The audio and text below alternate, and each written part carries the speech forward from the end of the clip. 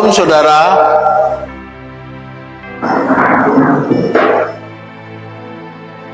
Tema saya hari ini ada 3 kesempatan. Saya ulangi lagi, ada 3 kesempatan. Jadi kalau 3 kesempatan ini saudara tidak mempergunakan, hidup saudara itu tidak ada artinya. Apalagi kita sebagai orang-orang percaya, pengikut Tuhan Yesus. Prinsip ini itu untuk khususnya anak-anak Tuhan. Bagi orang-orang tidak mengenal Tuhan, orang-orang dunia tidak mengetahui hal ini. Jadi ada 3 kesempatan yang harus kita pergunakan sebaik-baiknya selagi kita masih hidup di dalam dunia ini, saudara. Itu saya renung-renungi, saudara. 3 kesempatan ini kita tidak bisa abaikan. Karena dengan 3 kesempatan yang Tuhan memberi kesempatan kita, hidup saudara menjadi berarti, hidup saudara menjadi makna, saudara menggenapi rencana Tuhan, tujuan hidup saudara, arti hidup saudara tergenapi. Jadi ada 3 kesempatan yang Tuhan berikan kepada setiap orang percaya. Ini adalah sesuatu yang prinsip, ya. Kesempatan yang pertama apa itu? Ya, mempersiapkan kehidupan yang sesungguhnya. Yang kedua, untuk kesempatan untuk melayani. Yang ketiga, untuk menjadi berkat. Jadi hidup itu hanya itu, ya. Jadi firman Tuhan menulis Efesus 2 ayat 19. Efesus 2 ayat 19, lihat ke depan, kita baca sama-sama, 1, 2, 3. Demikianlah kamu bukan lagi orang asing dan pendatang, melainkan kawan sewarga dari orang-orang kudus, anggota-anggota keluarga Allah. Jadi Tuhan sudah mendesain, memprogram kita orang percaya kelak akan kembali ke menjadi keluarga kerajaan Tuhan, orang-orang kudus, menjadi anggota keluarga kerajaan Tuhan. Ini desain Tuhan, maunya Tuhan, saudara orang percaya seluruh dunia ini kelak akan kembali menjadi anggota keluarga kerajaan surga. Ini desain program Tuhan, yaitu mendapat julukan orang percaya itu warga kerajaan surga itu orang-orang kudus. Jadi ini desain Tuhan, format Tuhan, rencana Tuhan yang begitu agung luhur mulia. Tapi tergantung manusia, tergantung umat pilihan Tuhan. Apakah dia menyadari waktu di dunia ini mempersiapkan diri menjadi orang-orang kudus agar kelak dia dilayakkan menjadi keluarga kerajaan Tuhan. Ya, jadi saudara, mempersiapkan kehidupan yang sesungguhnya ini adalah kewajiban kita. Jadi kalau orang tahu bahwa hidup di dunia itu fana, saudara, 70 kalau kuat 80 tahun, Mazmur 90 ayat 10, tapi kenyataannya fakta empiris, historis, fakta kenyataan orang nggak sampai 70. Jadi kehidupan ini sebenarnya ya sebagai latihan saudara dan saya untuk memasuki kehidupan yang akan datang. Karena kehidupan di dunia ini tragis. Kita hidup di dunia ini bukan tambah hari tambah baik. Dunia akan menuju kehancuran. 2 Petrus 3, 10 sampai 14. Bahwa Tuhan Yesus itu akan datang kedua kali. Dunia akan dihancurkan demikian rupa. Betapa suci salehnya kamu harus hidup. Ya, Filipi 3 ayat 20, mari kita baca sama-sama. 1, 2, 3. Karena keluargaan kita ada di dalam surga, dan dari situ juga kita menantikan Tuhan Yesus Kristus sebagai juru selamat. Jadi keluargaan kita itu ada di dalam surga. Jadi orang percaya punya KTP itu 2 KTP di dunia ini. Karena saudara orang Indonesia, jadi KTP-nya orang Indonesia. KTP yang kedua itu menjadi warga kerajaan surga. Menjadi warga gereja tidak jaminan otomatis menjadi warga kerajaan surga kalau hidupnya tidak pernah mau bertobat,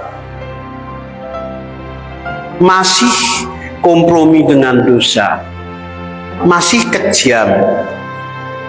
tidak ada nilai-nilai kasih terhadap sesamanya.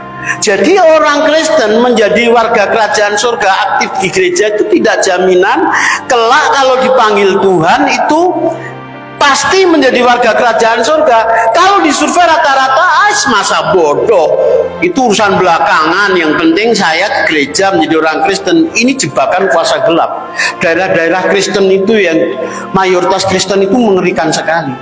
Mabuk, minum, judi, perempuan itu sudah kebiasaan. Nanti hari Minggu lagi nangis-nangis lagi ke gereja agar dosanya disucikan. Jadi Tuhan itu menjadi budak menyucikan dosa. Nanti Senin mulai, Rabu udah mulai lagi judi. Daerah-daerah kantong-kantong Kristen dulu nggak perlu saya sebutkan di sini karena didengar orang banyak. Jadi kalau saudara jangan pernah berpikir kalau sudah menjadi warga gereja, rajin ke gereja, sudah dilayakkan menjadi anak Tuhan. Ya nggak mungkin dong. Dulu itu kan ada sola Martin Luther kan, sola fide, sola scriptura, sola fide, iman. Yang penting iman itu zaman dulu, zaman sekarang ya udah nggak berlaku dong. Iman yang gimana? Iman dibagi. Iman hanya dipercaya di mulut, tapi iman tindakan. Makanya Martin Luther itu dan kelompok CSI itu membakar surat Yakobus. Sola fide, sola scriptura, solaria lagi, sola gratia. Itu zaman dulu. Kalau saudara sekolah Alkitab itu sudah nggak berlaku. Hanya iman. Aku percaya Yesus Kristus adalah Tuhan, Juru Selamat pribadi saya. Itu hanya percaya sejarah. Kalau kamu percaya Yesus 2000 tahun yang lalu, itu hanya di otakmu. Tapi iman itu di Yakobus disertai dengan perbuatan. Tanpa perbuatan itu iman kosong mati. Makanya Martin Luther, ya maaf ya, tokoh-tokoh Alkitab dulu itu jangan, maaf, ada gereja-gereja yang mensakralkan tokoh-tokoh atau bapak-bapak gereja. Aduh, saya kalau ngomong salah lagi. Itu sudah nggak berlaku. Sola scriptura, Alkitab mana dulu? Dibagi dulu, perjanjian lama, perjanjian baru, Alkitab yang mana? Epicentrum kebenaran itu perjanjian baru. Oleh anugerahnya, sola gratia. Anugerahnya gimana? Tanggung jawab nggak? Kalau semua karena diselamatkan bukan karena perbuatan baik kita, karena kasih karunia Efesus 2:8. Lah, terus pegang di zaman perjanjian lama, kebaikan kita seperti kain kotor. Itu pada zaman pembuangan zaman Yeremia, Yesaya. Dia nggak tahu kebaikan kita itu diberi Tuhan. Kita memang diselamatkan bukan karena kebaikan amal perbuatan, murni kasih karunia. Tetapi kasih karunia saudara sudah diberikan, saudara harus tanggung jawab. Saudara hidup dalam kasih karunia, saudara harus lebih daripada orang-orang beragama, orang-orang yang hukum di bawah hukum Taurat. Dia melakukan sesuatu supaya, kalau saudara sudah, kenapa saudara berbuat baik? Karena Bapak kita itu Bapak yang baik. Kenapa saudara murah hati? Saya tanya. Karena Bapak kita murah hati. Karena kenapa saudara tidak kikir? Karena Bapak kita gak kikir, bukan supaya diselamatkan. Saudara sudah diselamatkan kasih karunia-Nya. Jadi sola fide, sola scriptura, sola gratia itu bisa benar bisa salah. Lah zaman sekarang udah zaman teknologi kok. Kalau hanya modal iman, percaya kepada Tuhan Yesus, dijamin selamat, ini kebodohan yang sangat mengerikan sekali. Iman itu disertai tindakan. Kalau sekolah kita masih mengajar sini ya nggak apa-apa. Ilmumu sampai kemana sih? Hidup ini realita, praktek. Jangan hanya percaya, buktikan dengan perbuatanmu. Sola gratia, anugerah yang gimana? Anugerah itu diberikan kepada orang-orang yang memang sungguh-sungguh bertobat, mencintai kebenaran, hidup seperti Kristus. Bukan semua anugerah bayar murah, anugerah murahan, sola fide, iman yang gimana? Sola scriptura, hanya Alkitab. Ya semua memang Alkitab ini standar moral, tapi yang mana dulu? Makanya gereja-gereja yang nggak ngerti itu seneng-seneng nama perjanjian lama, mengerikan sekali. Kenapa dia nggak nyomot perjanjian baru? Karena dia nggak bisa melakukan. Perjanjian baru jelas kamu kuduslah kamu, tinggalkan yang najis, aku akan menerima engkau. Barang siapa yang mengatakan dalam dia wajib itu seperti dia, 1 Yohanes 2 ayat 6. 1 Yohanes 3 ayat 3, barang siapa ada di dalam wajib hidup suci seperti dia karena suci. Itu orang nggak mau begitu. Maaf ya, gereja-gereja yang mengerikan itu ya, gereja yang cari duit, meresin jemaat itu khotbahnya berbuat mujizat. Apakah saya nantang mujizat? Enggak, mujizat itu ada. Tapi lebih baik saudara bertanggung jawab. Wah, jangan makan sembarangan B1, B2, terus begini. Kuasa Tuhan tidak pernah berubah. Pret. Itu kamu sembarangan makan. Nyebrang jalan naik motoran ambruk. Mana buler kecelakaan. Kuasa Tuhan. Itu orang-orang bodoh.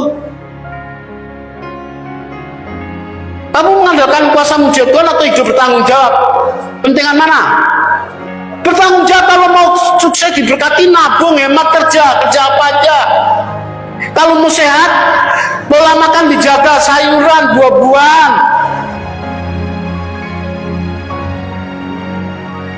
Olahraga. Tidak semua diserahkan Tuhan. Tuh ada bagian Tuhan, ada bagian kita, ada hukum alam. Lu kalau sembarangan hidup, tidak sembrono, ya hidupmu kacau dong, ya. Jadi 2 Petrus 3 ayat 13 masih dalam prinsip pertama mempersiapkan kehidupan yang sungguhnya. 2 Petrus 3 ayat 13, 1, 2, 3. Tetapi sesuai dengan janjinya kita menantikan langit yang baru dan bumi yang baru di mana terdapat kebenaran. Jadi orang percaya, konsep mindset, cara berpikir orang percaya itu menantikan langit dan bumi yang baru, bukan di dunia ini. Di dunia ini kamu sebagai musafir, sebagai pendatang, kitab Ibrani. Jangan dunia ini, jangan segala-galanya. Kalau orang tahu ini ya, mau susah nggak bisa makan, jangan kamu susah. Terus hidupmu putus asa, nggak ada pengharapan, jangan kamu susah. Kamu lihat orang kaya minder, ya merasa rendah diri, nggak perlu. Ya, karena memang hidup kita nanti kelak di langit dan bumi yang baru. Ini orang Kristen normal. Kalau nggak normal ya saya ngomong gini dipretin aja. Apa kok mempersiapkan kehidupan yang akan datang. Yang penting sekarang hawa nafsu saya puas-puasin, kedagingan saya puas-puasin. Ya, yang penting saya terhormat, yang penting saya cukup, yang penting saya enjoy. Mati itu urusan belakang. Itu otak orang Kristen hampir semua, apalagi orang dunia. Jadi saudara dengar khotbah gini cuman di gereja-gereja yang menyuarakan kebenaran. Kalau saya nggak mau, kematian saya konyol, saya nggak mau. Saya persiapkan. Jadi kematian itu sebuah realita yang harus dihadapi. Nggak anak muda, anak kecil, kematian itu bisa menjemput waktu-waktu kita loh. Kita nggak tahu loh, kapan Tuhan akan memanggil kita. Normalnya umur 40, 60, coba jangan main itu dulu. Itu ya, umur 40, 50 itu ya, itu seharusnya saudara menyadari hidup itu fana sekali, singkat. Tragis, kita capek pagi pulang kerja uang masuk di tabung, uang masuk di tabung, itu kecelakaan, ngeri kan, anak sakit. Terus berapa lama sih kamu menghayati arti hidup? Tapi justru orang yang mengerti tujuan hidup, mempersiapkan kehidupan akan datang, hidupnya tidak akan sembarangan. Dia bisa memanusiakan urusan uang pasti beres. Katakan amin. Memperlakukan sesamanya pasti beres. Katakan amin. Urusan uang pasti beres. Pasti bisa menggunakan waktu. Urusan kehidupannya pasti beres. Justru orang yang mempersiapkan kehidupan datang tuh mau bekerja keras, mau hemat, tidak sembarangan. Katakan amin. Kamu memberi itu berdasarkan pimpinan Roh Kudus, bukan hukum Taurat lagi. Nggak ada di Alkitab ini kaflingnya Tuhan, ini kaflingnya saya. Itu kan perjanjian lama. Tapi tetap kamu ambil bagian di dalam hidupmu itu harus mencapai bahwa hidup kita sudah ditebus. Kesempatan yang kedua itu adalah Ya, 1, 2, 3 kesempatan untuk. Jadi hidup kita itu ya menjadi berarti, menjadi bermakna kalau hidup kita melayani Tuhan. Melayani Tuhan tidak harus menjadi pendeta, berdiri di mimbar ini atau buka gereja. Tetapi dimanapun saudara, ruang gerak hidup saudara dari setiap pikiran perkataan itu selalu menyukakan hati Tuhan. Itu berat nggak itu? Berat nggak itu? Bedakan full heart sama all out. Full time sama full heart, beda nggak? Beda nggak? Kalau orang sudah full time, lulus sekolah S1, langsung layak berdiri di mimbar, itu penyesatan semua. Nggak selalu orang sekolah Alkitab itu layak berdiri di mimbar. Dulu saya juga bodoh, nggak tahu saya. Saya juga sekolah Alkitab. Orang yang di mimbar ini harus berjumpa mengalami Tuhan. Paling tidak berjuang, harus berdamai dengan Tuhan, berdamai dengan sesama, berdamai dengan diri sendiri. Saya aja masih berjuang.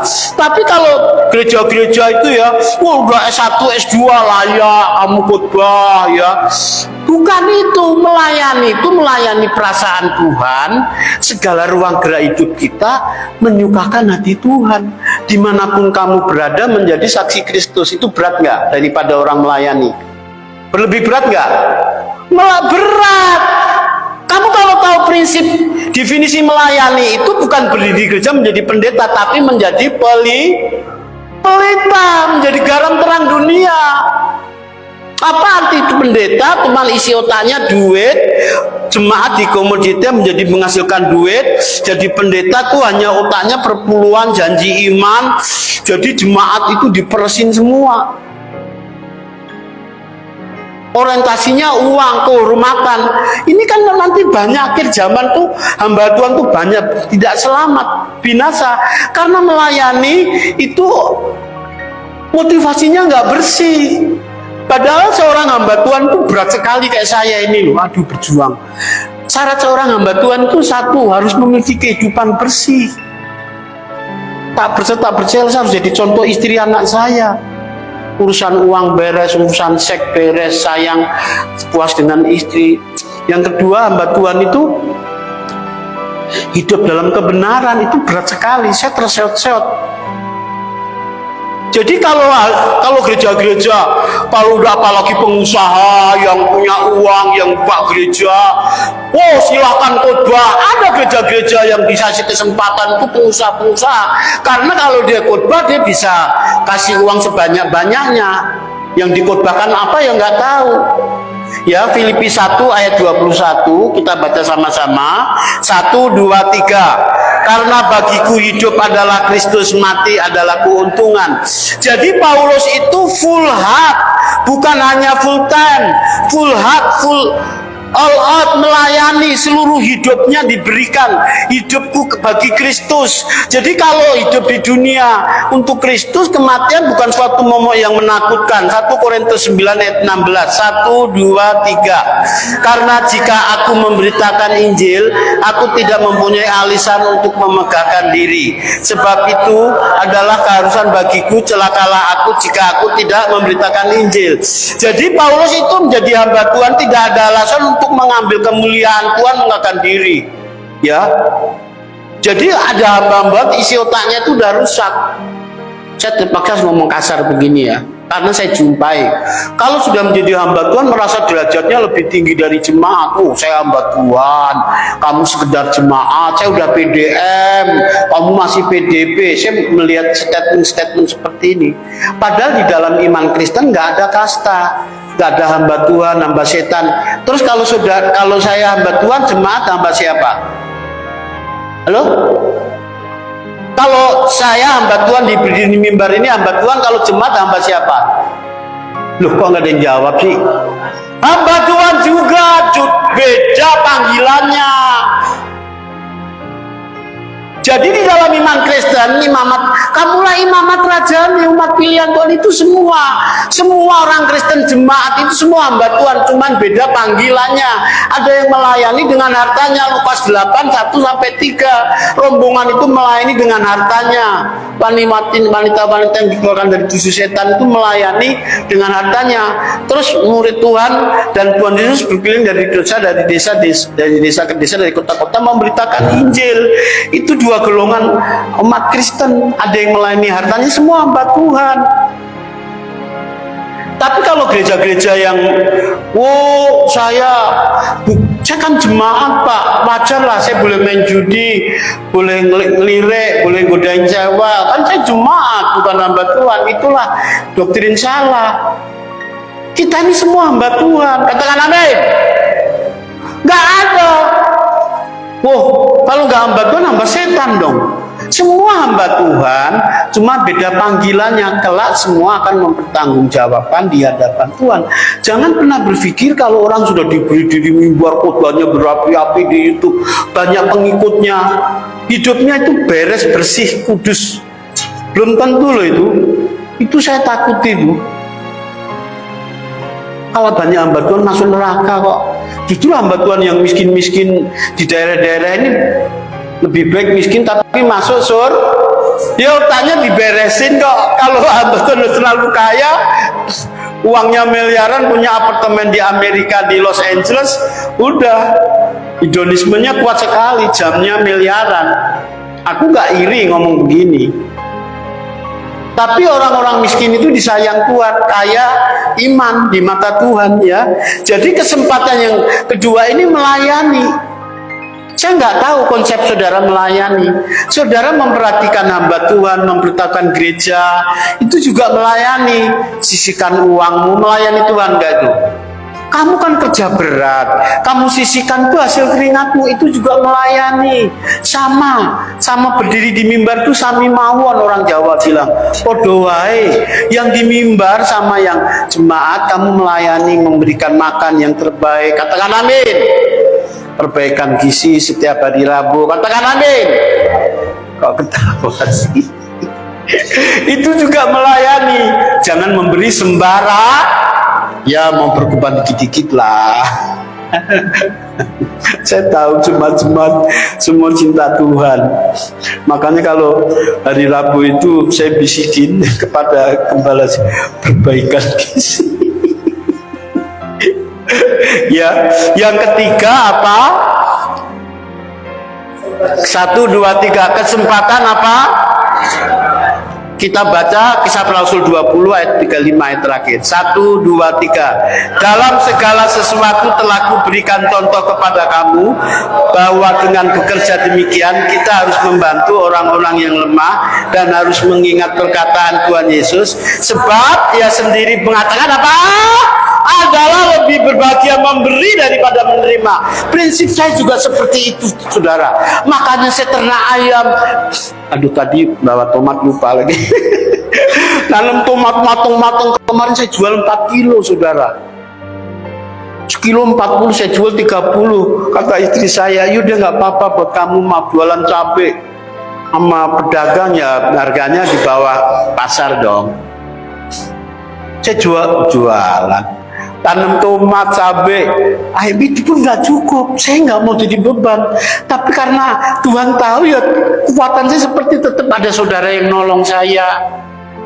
Anak kuliah butuh 3,9, uang dari mana? Jualan cabai, tomat ya pret. Nggak sampai 150 sekali jualan kok. Ayam juga paling banyak kalau diborong semua itu paling enggak 2 juta, 2,5 kok. Terus bagaimana? Tapi karena kita nangis-nangis doa, menangis ya Tuhan, ada aja burung gagak kuak. Tapi saya juga harus memperhatikan orang yang lebih susah dari saya. Saya kasih tahu ya, saudara itu lebih berbahagia memberi, itu diterapkan dalam hidup saudara. Kalau saudara dapat berkat, coba berikan orang-orang yang lebih susah dari kamu. Itu prinsip saya. Selagi saya masih muda sampai sekarang, selagi masih muda saya suka bagi-bagi baju. jas, ya. Maaf sampai hari ini anak-anak saya dapat kasih karunia baju jas saya nggak pernah habis. Saya nyesel kenapa zaman muda saya nggak bagi-bagi duit. Akhirnya saya dapat duit banyak, saya bagi baju safari, saya kan guru ya. Baju saya keren-keren, waktu guru 94 itu baju saya safari sekali, bikin safari itu 300.000 loh, sekarang 1,5 safari. Hamba Tuhan datang, aduh gak bisa kasih bapak, mau gak safari? Oh mau, saya kasih, habis tulis surat terima kasih buat safarinya yang bagus. Sampai hari ini orang berbelas kasihan. Kemarin dikirimin bal-bal, baju bagus-bagus, jas, rompi. Saya seneng rompi, oh dikasih rompi 3. Waduh, baik sekali. Nyesel kenapa zaman muda saya nggak bagi-bagi duit. Saya bagi-bagi baju. Akhirnya masa tua anak-anak semua dapat baju bagus-bagus. Maaf yang saya pakai ini semua pemberian Tuhan. Bahkan ini sepatu ini loh. Ini pemberian Tuhan. Dulu ya, apa yang kamu tabur kamu tuai, tapi kalau kamu kikir ya aku sudah nggak bisa ngomong lagi. Jadi adalah lebih berbahagia memberi daripada menerima. Kesempatan berkat itu saudara selagi masih hidup neng dunyo di dunia. Kalau saudara nanti sudah dipanggil Tuhan, sudah tidak ada kesempatan. Katakan amin. Ya, kesempatan saudara waktu saudara dapat rezeki, saudara harus ingat orang yang lebih susah dari saudara. Itu nanti Roh Kudus, Tuhan yang ngomong, tolong orang ini, berkati orang ini. Kalau kamu bergaul peka dengan Tuhan. Tapi kalau orang dablek, ya kikir pelit, tetap nggak mau tahu. Saya menemui orang-orang ini di Singkawang, ngeri sekali. Cerita, Pak, saya dapat tender gede bulan-bulan ini, ribuan dapat tender usaha saya, ada dalam hati saya. Dapat miliaran, ya. Aku nggak iri, tapi kamu kenapa cerita gitu sama saya? Maksudnya apa kamu? Aku nggak sakit hati. Ya, lu dapat berkat kok. Sama hamba Tuhan aja lu pretin, nggak peduli begitu kok. Lu cerita gitu-gitu. Lu kalau cerita yang banyak-banyak ya kamu kasihkan, sisihkan. Jadi kelak kita baca sama-sama 1, 2, 3. Kelak banyak orang menyesal di akhir hidupnya karena selagi masih hidup di bumi hidupnya tidak pernah berguna bagi sesamanya. Aku nggak mau menyesal di hari kematian saya. Tuhan, aku sudah bagi berkati orang-orang itu. Orang yang murah hati itu akan mendapat kemurahan. Sabda Yesus loh. Orang yang minta datang kepadamu, kata Amsal, oh besok datang lagi ya, kemari lagi. Padahal apa yang ada, yang diminta itu ada. Nah, itu bahaya. Di Injil Matius Markus itu jangan menolak orang yang minta kepadamu. Itu udah saya pegang dari zaman masa muda saya loh. Ya, tapi Tuhan yang tahu. Jadi kelak banyak orang menyesal karena hidupnya itu, orang Surabaya bilang tuh untuk awake dewe, untuk kesenangan sendiri, untuk kemakmuran sendiri. Kalau untuk kepentingan sendiri itu ya tak terbatas. Naik pesawat, jalan-jalan ke Eropa, habis ratusan juta, makan restoran 3 juta. Tetapi untuk nolong tetanggamu 300.000 bayar sekolah aja kamu kikirnya bukan ada nggak? Oh banyak begini. Bukan hamba-hamba Tuhan seperti itu. Orang datang, hamba Tuhan Pak saya susah, oh ya saya doakan ya jika lama-lama. Itu nggak butuh doa, dia butuh uangmu bagi, jangan didoakan. Jadi kalau orang yang belum bertobat itu ya ciri-cirinya ya, kalau untuk nolong orang lain, untuk pekerjaan Tuhan itu pikirnya bukan main loh. Tapi untuk kepentingan sendiri itu tak terbatas. Mau habis berapa ya untuk hobi, beli pancing yang ratusan juta ya nggak apa-apa, nyewa kapal di hotel. Tapi untuk nolong orang, kalau nolong orang cerit, remah-remah aja enggak. Ya, jadi 3 kesempatan saya simpulkan. Orang percaya diberi kesempatan di dunia mempersiapkan kehidupan yang sesungguhnya di langit dan bumi yang baru dimulai sekarang, agar kelak ajal menjemput kita, kita tidak menyesal. Karena maut bisa menjemput kita sewaktu-waktu. Arti hidup sukses yang sesungguhnya waktu kita dilayakkan memiliki kehidupan kekal bersama Tuhan, kita bisa melihat wajah Kristus, melihat wajah Kristus.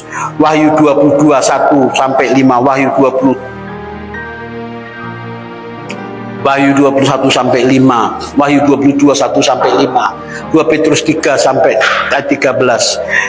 Ya, mempersiapkan kehidupan yang sesungguhnya. Kehidupan ini fana, masih ada kehidupan di balik kubur, yaitu hidup di surga bersama Tuhan. Daniel 12:2. Yang satu menerima kekal, semua manusia akan dibangkitkan dari kematian. Yang satu menerima kemuliaan kekal, hidup bersama Tuhan. Satu kehinaan kekal, ya orang yang hidup sembarangan. Yang kedua, 3 kesempatan itu adalah kesempatan untuk melayani. Jadi celakalah aku jika aku tidak melayani, kata Rasul Paulus. Celakalah aku. Jadi Rasul Paulus menyadari sebagai orang percaya itu harus melayani. Tuhan tidak pernah meminta apa yang tidak ada padamu, tapi dia minta yang ada padamu. Katakan amin. Kamu nggak punya apa-apa, kamu panen singkong, kirimlah singkong ke gereja. Katakan amin. Wah, aku bisa nggak kasih uang, Pak, ada ayam. Kasih uang ayam di gereja. Loh, kok ya ketawa sih? Saya juga jalanin kan. Wah, aku nggak sempet ternak ayam, Pak, aku kasih duit aja ya, belikan persembahan yang terbaik. Kalau gembalamu kaya raya, jamnya Rolex, ya nggak usah lalu peduli. Kalau hamba Tuhan susah begitu, masa lu nggak peduli? Waduh, nadir cara begini. Yang ketiga, kesempatan menjadi Tuhan mau, saudara mau mempraktekkan nggak 3 hal ini? Nggak, aku nggak minta saudara loh. Aku ngomong gini nggak tendensi supaya saudara memberi. Pak, ini nanti pulang langsung ke showroom ya, saya belikan mobil. Enggak. Ini mobil Avanza, mobil Fortuner, enggak. Hidupmu tuh menjadi berarti, bermakna kalau kamu ada ketiga hal ini. Pertama apa? Mempersiapkan diri hidup yang sesungguhnya. Kedua apa? Melayani. Yang ketiga apa? Menjadi. Itu arti hidupmu tuh hanya itu aja. Lu kalau nggak ada 3 hal ini, kamu tuh sama dengan binatang babi itu loh. Kerbau itu nggak ada artinya. Jebret, mati, dibuang. Saya ngomong ini kasar ya. Karena tuh saudara diciptakan makhluk roh, kekal, bukan sementara. Desain Tuhan itu saudara kekal di surga. Makanya supaya kekal di surga, kekal memperoleh hidup sesungguhnya di langit dan bumi yang baru, harus ada 3 hal itu. Apa? Mempersiapkan kehidupan yang sesungguhnya. Kalau orang seperti ini pasti kerjanya rajin, ulet, menjadi berkat. Orangnya laporannya bagus, tidak pernah salah, di mana-mana disayang orang karena moralnya bagus, karakternya bagus. Yang kedua, saudara harus ambil bagian melayani Tuhan. Tadi melayani nggak harus jadi pendeta loh. Jadi apa? Pelita. Lebih gampang atau lebih susah jadi pendeta? Pendeta ada nggak semua jadi saksi Kristus, hidupnya bersih? Semua pendeta gitu nggak? Enggak. Jadi pelita itu menjadi saksi Kristus dimanapun kamu berada. Itu lebih berat jadi pendeta. Yang ketiga apa? Menjadi saluran berkat. Mari kita berdoa.